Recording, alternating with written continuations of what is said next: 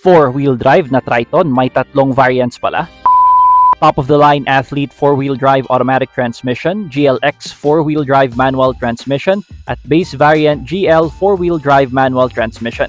Ito ang mga current available 4-wheel drive variants ng all-new Mitsubishi Triton. Compare natin ang mabilisan. We'll use this top-of-the-line Athlete as our basis. Start tayo sa exterior. Dito sa harap, LED projector headlights ang Athlete. LED din ang DRL at fog lights. Habang halogen naman ang headlights, DRL at fog lights ng GLX at GL.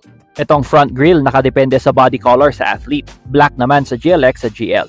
Sa rims, both the Athlete and GLX are equipped with 18-inch alloy rims, habang 16-inch steel rims naman sa GL 4-wheel drive base variant. May stepboard ang Athlete at GLX, wala naman sa GL. Sa tuktok papunta sa likod, ang Athlete lang ang may roof rail at styling bar na both ay wala sa GLX at GL. Sa makina, all are equipped with Mitsubishi's new 4N16 engine, pero ang top-of-the-line Athlete lang ang may dalawang turbo o yung tinatawag na 2-stage turbo.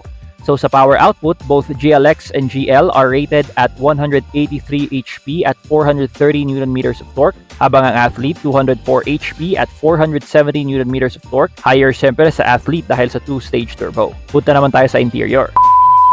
Sa seats, orange synthetic leather with black suede inserts ang sa Athlete. Fabric seats naman sa GLX at GL. 10-way electronic adjustable sa Athlete, 6-way manual adjust naman sa GLX, at 4-way manual adjust sa GL.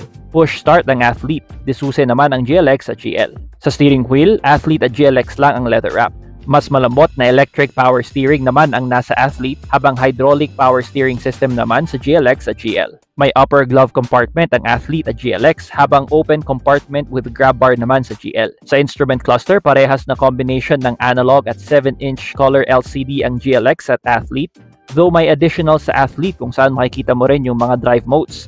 There are 7 drive modes sa top-of-the-line Athlete. Sa GL naman, analog din at may non-color 3.5-inch display sa gitna. Sa infotainment, syempre Athlete ang may pinakamalaki with a 9-inch touchscreen display. 8-inch naman sa GLX, habang non-touch o physical buttons naman sa base variant GL. Sa aircon, dual-zone automatic climate control ang Athlete, single-zone automatic climate control naman sa GLX. Sa base variant na GL, manual AC or climate control. Sa second row, ang top-of-the-line Athlete lang ang may rear aircon vents at foils plus AC controls. Currently, ito lang ang pick-up in the segment na may mga ganitong second row AC features. Sa kulay naman ng headliner, ang Athlete lang ang black, while for other variants, beige ang color.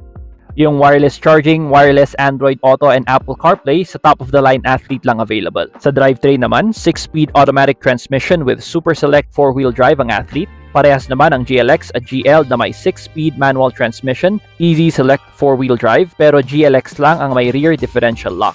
Sa advanced driver assist and safety features naman, syempre ang top-of-the-line Athlete ang pinakabusog.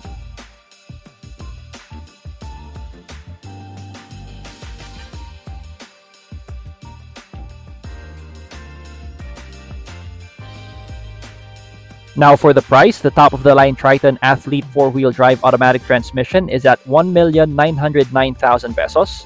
GLX 4-wheel drive manual transmission is at 1,561,000 pesos. At ang base variant Triton GL 4-wheel drive manual transmission is at 1,157,000 pesos. For inquiries and to get the best deals, you may contact Sir Wilson or Sir Ed. Shoutout at maraming salamat pala sa Motor Plaza Baguio, the authorized dealer ng Mitsubishi dito sa Cordillera. That's it. God loves you and may He bless you and keep you. Comment nyo lang kung may additional differences na hindi ko nabanggit. Don't forget to like and subscribe for more.